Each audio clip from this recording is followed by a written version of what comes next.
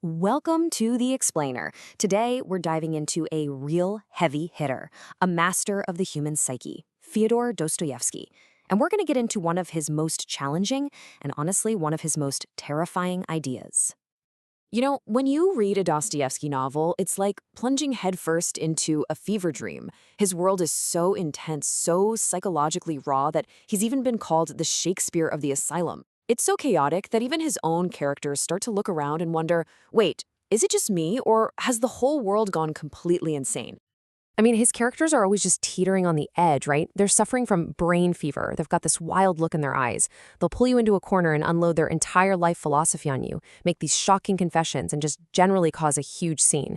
But this isn't just chaos for the sake of it. Dostoevsky's actually diagnosing a deep-seated human condition. So what is going on here? What's the real source of all this madness? Well, Dostoevsky points his finger at something we claim to love more than anything else: freedom. Yeah, for Dostoevsky, freedom isn't this beautiful, simple gift. It's a terrifying, absolutely crushing burden. He explores this in maybe one of the most famous chapters in all of literature, the parable of the Grand Inquisitor. The setup is this: Christ returns to Earth during the height of the Spanish Inquisition. He's immediately arrested, and a high-ranking church official comes to his cell and delivers this absolutely mind-blowing speech. The Inquisitor's argument is it's shocking.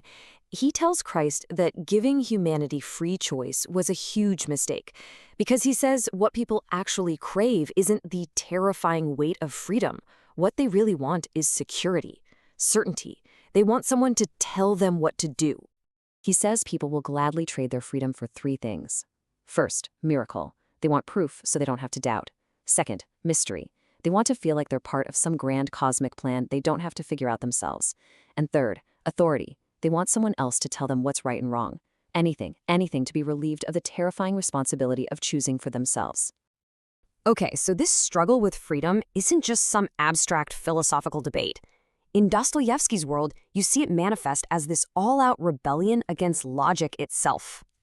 Now, to really get this, you have to remember the time he was writing in. The big idea of the 19th century was rationalism, this belief that people are basically logical creatures, that if we're all educated enough, we'll always choose what's best for us, like we're just little cogs in a perfectly ordered machine. Dostoevsky completely demolishes that idea with characters like the Underground Man. This guy is the ultimate anti-rationalist. He will actively, deliberately choose to suffer. He'll make self-destructive choices, desire something totally stupid and harmful for one reason and one reason only: to prove that his will is his own, to prove that he is not just a piano key being played by the laws of nature and reason. And this was his revolutionary insight into us. He was one of the first to put on the page that raw, intense, brutal war that happens inside our heads. The war between what society and reason and our conscience tell us to do, and what our chaotic, irrational, deeply personal desires want us to do. He showed us that internal battlefield is where we actually live. Now, here's what's so crucial to understand about Dostoevsky. He doesn't resolve this internal war for you. He doesn't offer some simple cure for being human. Instead, his novels are like these huge, complex conversations where tons of conflicting ideas all get a voice. The brilliant literary critic Mikhail Bakhtin had the perfect name for this: the polyphonic novel. Polyphonic, like many voices singing at once. In a Dostoevsky novel, different characters represent totally different, often clashing philosophies, and no single voice, not even the one you think is Dostoevsky's, ever gets the final say. He lets them all argue it out. You can see this polyphony, this chorus of conflicting voices inside a single character. Just look at Raskolnikov from Crime and Punishment. If you ask him, why did you commit murder? He can't give you a straight answer. Was it to test his theory about being an extraordinary man? Was it because he was poor? Was it just a pure act of his own free will? All of these motives are swirling around inside him at the same time, this whole mess of justifications and doubts. And across all his novels, you hear this grand debate playing out. On one side, you have what you could call the tragic philosophy, the defiant individual, the rebel who says, I have the right to stand against the whole world. But then, on the other side, you have the moral philosophy, the idea that meaning, that faith itself is found through connection, through selfless, active love for other people. Dostoevsky doesn't tell you which one is right, he just forces them into the same room and makes them argue. So why are we still wrestling with these novels written over 150 years ago?